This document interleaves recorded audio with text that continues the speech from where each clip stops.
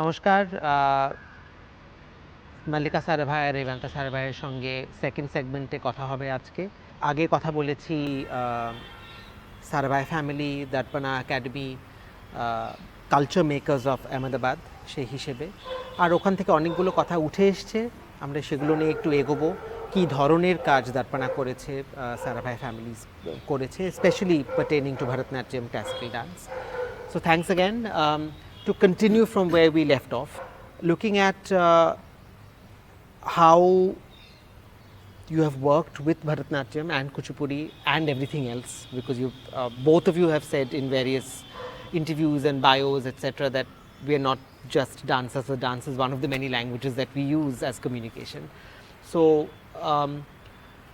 what, given the traditions that you are trained in, what is the direction of work?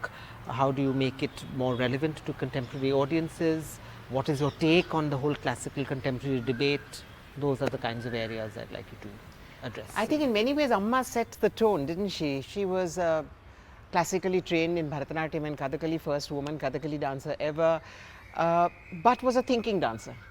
And as early as 1949 wanted to create something different, but using this as a language. So from Manushya, which was like this path-breaking piece, because it was the first time that Kathakali was stripped of costumes and everything, and she did the cycle of life. My brother had just been born, and watching this child grow, she created Manushya as the cycle of life. To using Bharatanatyam, which is a language of Shringara, to talk about dowry deaths and violence against women and violence against Dalits. Using Robindra Sangeet, taking from Chandalika, taking from Tashir Desh, making Tashir Desh not only against Brahminism but against all isms, depending on where you are. And when we took it to China, they banned it on the tour because they thought it was against communism. So it was banned on the whole tour, and the ambassador came to us and said, please don't create an incident. We will not do Tashir Desh. So as a child, and I don't think Revanta knows this, but as a child, Vikram, growing up here, I thought this was what dancers did. It was not till much later that I had this rude awakening saying, this is not what dancers normally do. They talk of Shringara. Most abnormal. Most abnormal. But by which time I was completely convinced that that's the way I wanted to go. I think for me personally, my 5 years with Peter Brook was a huge turning point, because I had gone in as an activist and a Bharatanatyam Kuchipudi dancer. I realized that this was the language for me. I realized that I could not depend on other people creating what I wanted to say, that I was forced into becoming a creator, which I thought I never was. And it opened up my path, which is opening up dance into dance theatre.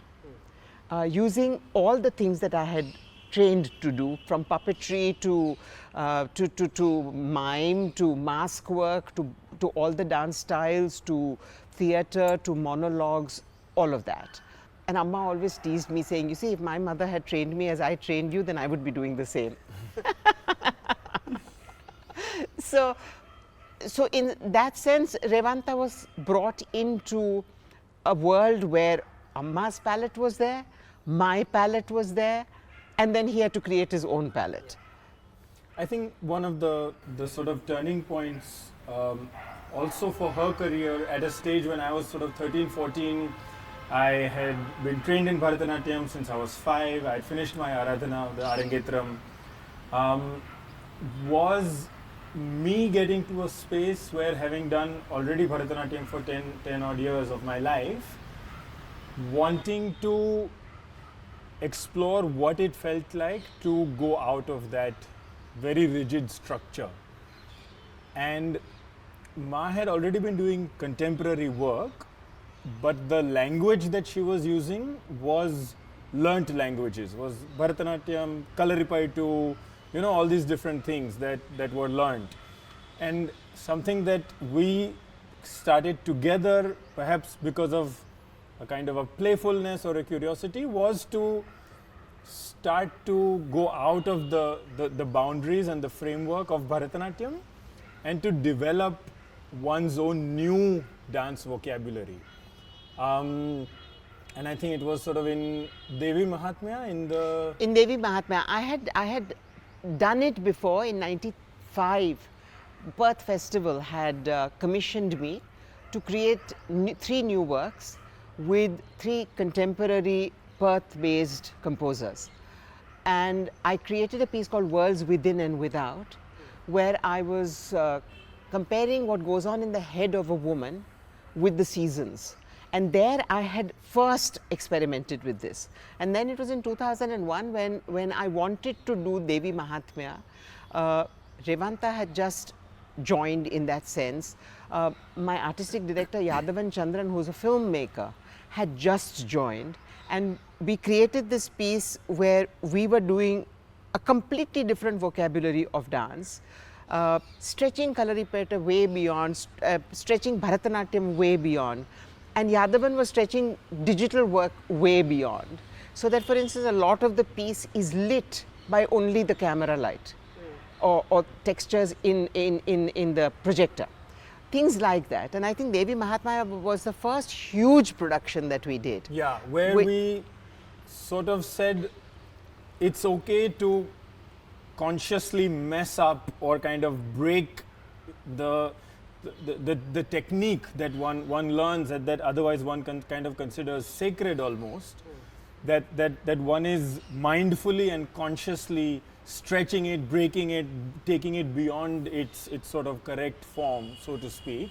You know, Kerala has this ritual where they paint a figure of Devi, and then on the last day they erase it, they get into a trance and erase it, and this was my end. So with dance and with props, we did this. Then the whole Devi concept of the geometric figures, the Yagna and Shri Chakra and so on. So I have been fascinated with bells and what bells do, and scientifically what bells do to clean vibrations and so on. And we had this whole sequence where bells came down on the stage with ropes. And the dancers took them and created all the chakras in dance. So it was physically very vivid. We had an Australian set designer working with us called Jodie Freed. And I would get these dreams, and I would wake up in the morning and I would have seen something. So we had these huge sails, and the sails were also projection surfaces. But they became sails because I kept seeing this interpretation of Devi is also very interesting because it's an American writer, Suzanne Ironbiter, who has rewritten Devi Mahatmya like Mirabai talking to Krishna. As a first person conversation with Devi. So Devi says to me, Suzanne, your question is wrong. It is not whether you are the boat and I the water. Rephrase your question, Suzanne. You know, so it appealed to me instantly. And that is at the root of bhakti anyway. Exactly. It's, you know, that your conversation is personal. Yeah. Yeah, but so we had, I mean, it was visually very vivid. We had Mahishasura as this huge, bigger than me head. And we took from the Chinese lion dance. So there was that. And then when Devi opens up, all the dancers behind me open up mashals. So, you know, visually it was very, very, very strong. And we went to 2 rock musicians to create the music.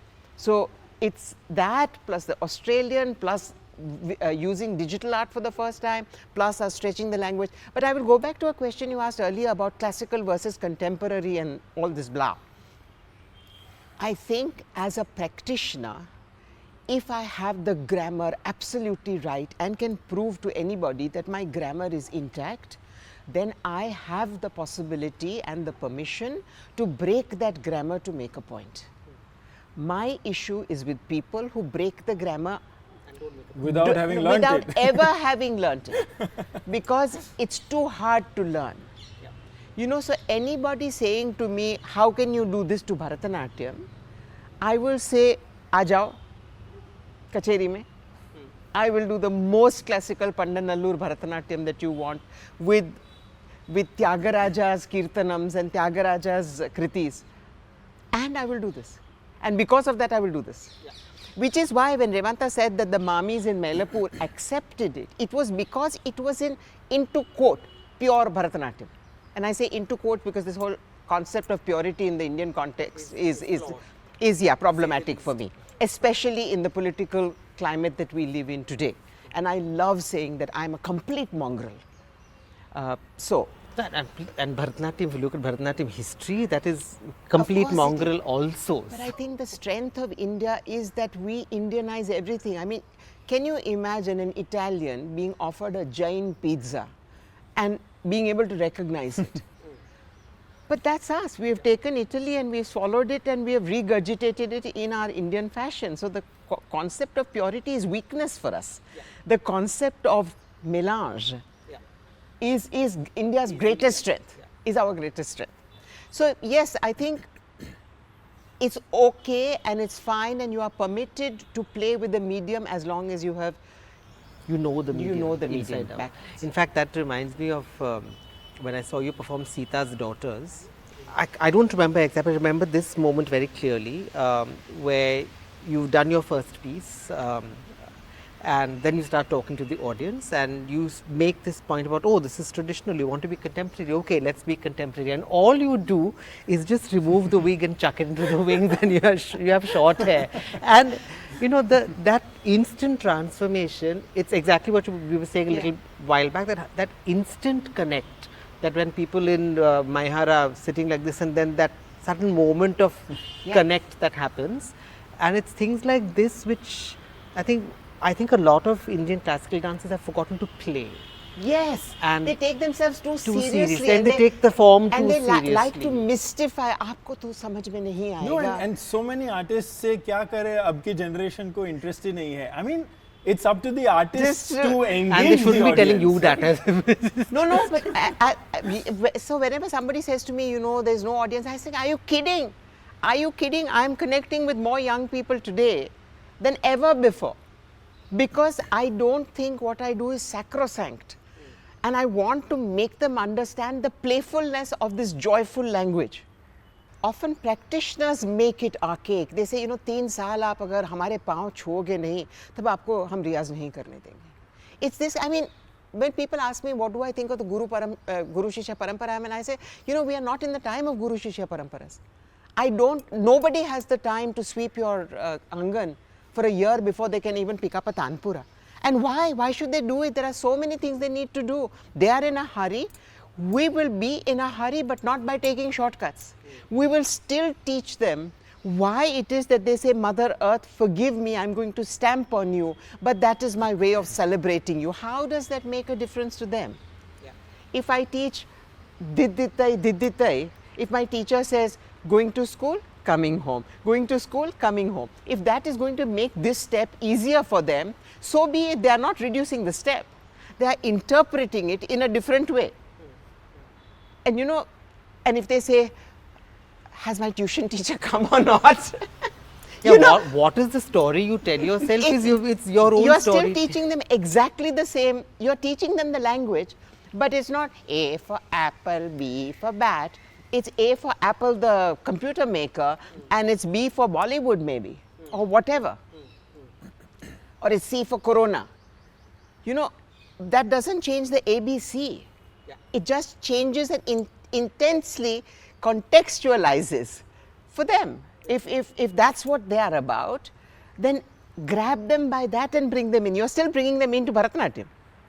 Exactly. So it's not I who am diluting it into going, as they do in films. And as so many Bharatanatyam dancers have started doing from watching films, they suddenly do this ballet leap. Yeah. I don't know if Kathak dancers are doing it. Kathak dancers are doing things much worse. But Bharatanatyam dancers are doing this kind of leap. That's not what we are talking about. Yeah. Your Natya Rambe still has to be your Natya Rambe. It still has to be what it has needs to be what yeah. it is. But how you put it in, you know, what is the plate in which you put your spinach? The spinach is still damn good for you and you've got to eat it.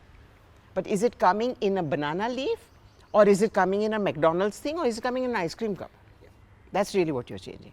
So I think in terms of the Bharatanatyam thread, perhaps at Darpana as much, or if not more than anywhere else that you will see, there has been a consistent maintenance of the technique without dilution, without I don't know, transformation, because at its core it is a beautiful technical form with a certain rigor and discipline that instills a lot more than just the technique itself. Right, and that is something that Very we have much so. over 7-8 decades managed to somehow. And I will just give you a simple example. 3 years before Amma passed away in 2016, we spent an entire summer with our teachers, with Amma's senior most dancer and us, taking each adavu and saying, have we in any way diluted it? Or altered it. Or altered it. changed. Has it from teacher to teacher, because we want Amma's Pandanallur to continue. And we have these hundreds of videos of each step. Tam, ditate. Do you look here and here, or do you look here and here? Minute. Nitty-gritty kind of. And that forms the teaching manual. Our teachers every year have to revisit that in order to see that, it's very easy to slip slightly. Yeah, very easy. Does the foot turn this way or this way? Does this foot go this way or stay straight? So that kind of minutiae which we keep looking back at, and I think that is where we have been able to strictly keep the technique as it remains. And that also connects to what you're saying, that unless you keep that strictness, it's only then that if you choose to break it, you know Exactly. why Absolutely. you're breaking and what you're breaking and Exactly. what point you want to make because you've chosen to break Exactly. Yeah. And so I think sort of fast forwarding, let's say to 2016 or 17, when I was still doing a lot of work in Europe, and perhaps in that sense was also influenced by what European dance audiences are interested in or look for in contemporary dance, in a contemporary dance setting. And I created a piece called Out of Bounds, which essentially attempted to go back to the very technical aspect of Bharatanatyam and start to Fragment sort it. of dissect it, to start to unravel it and remove the layers, and to see if one can look at it from a perspective otherwise not looked at. So for example, there's one entire section where two dancers, a male and a female dancer, are doing basic adavus but lying on the floor and still trying as best as physically possible to do those adavus in that exact same technique, but with their backs on the floor, or bringing onto stage techniques that you would only see in a classroom, where a teacher, when she or he is sitting, would use their hands to say, okay, पैर को ऐसे उठाना है, इस पैर को ऐसे रखना है, which is a very sort of teacher-student communication, but sort of bringing that onto the stage to say, okay, what does this sort of movement vocabulary, what does it translate to when it's performed? And really kind of stripping Bharatanatyam to its bare But you bones. also, in Out of Bounds, what you did, which I love, is you have fragmented the hand movement from the foot movement from the head movement. So what happens if you only use the hand and nothing else? What happens when you do an adavu with only your right hand? No other part of the body moves. Which is sort of, again, trying to strip it down to its bare bones, right, in a sense. And that became this piece called Out of Bounds, which I actually created during a residency in the Netherlands. And I think that, in a sense, it's interesting to see in context of the whole body of work that Ma has done, that Amma has done, experimenting with form in their own ways, but all of these experiments originating from our own personal curiosities. Yeah. Hers, mine separately from hers, Amma's separately from ours, and so on. Experimenting because of personal curiosities, wanting to ask questions, perhaps wanting to kind of get under the skin of something. And saying, what if? Yeah. And so in a sense, it is not messing with the form for the sake of it, right? It is as a process through which one kind of comes to a better understanding. Yeah, it's actually a deeper engagement with the form, because you're asking Vikram, the form more questions. In this, I just want to say that unfortunately I see a lot of dancers suddenly becoming interested in climate change or suddenly becoming interested in women's issues because the funding that year is for that. And to me, this is such a lack of integrity. You know, I first did Sita's Daughters in 1990. I'm still doing Sita's Daughters, and women's positions have worsened, if anything. V4, my piece on violence, I laid it to rest, thinking, okay, I've revived it, because again, Obviously, but for Yeah. reasons that and are very and that whole apparent. cabaret format of tongue-in-cheek. You were talking earlier of the Ninda Stuti. You were talking of the Ninda Stuti, which is a lovely aberration in Bharatanatyam, where what we call kataksh in Sanskrit, where very tongue-in-cheek, the Naika tells the god basically what a so-and-so he is. But saying, you know, did I say this? I haven't said this to anybody. Did I ever say that you stand on one leg and can't even walk? No, no, no, no, I never said this. And I think that's a format we need to bring back just now. But a lot of the revivals have been because of that. And there also, I thought that I would never have to do Sita's Daughters, that women's issues would be solved by now. You know, so the integrity of the need to do something, Yeah. you are not doing this work because contemporary is the buzzword just now. I think, No, you're doing this work because you are who you are. and because we are curious to know, or we want to say something. In his case, it's much more curious to know the form. In my case, it's just desperate to communicate to people, hey, wake up, you know. Whether it's the last piece, dance piece we did called Arid, which is on climate change, or Spark, which is for BBC for celebrating the sportswomen of India, which talks of the grit that goes in. There are no shortcuts, there is just grit and And they're both determination. digital pieces. They're both digital pieces, they've both been created in this COVID period.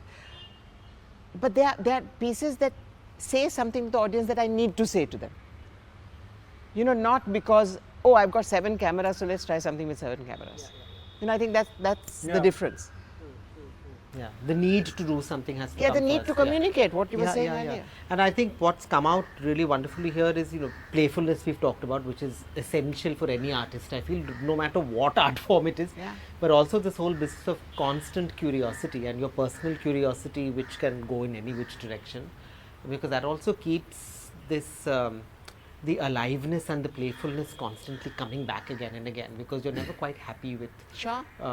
that I found. You never find something. You're always in search of something, and I think that's Yeah, it's an unending journey. yeah, it's an unending journey. And once you've as reached soon as somewhere, you, you say, already I've now want. reached the top of my art form, There's nothing more I want to learn. then you kind of Oh, know that, oh, like, yeah, that I know that's- it all, That's, and that's the it's- beginning of you going downhill. Oh, completely. And what I've seen in sort of all the work that I haven't seen all of the work obviously, but knowing the directions it's taken, that once you arrive somewhere, you already have an inclination. Oh, now I want to go there. So that's just a marker in the Yeah. in the journey. It's Yeah. not an arrival point.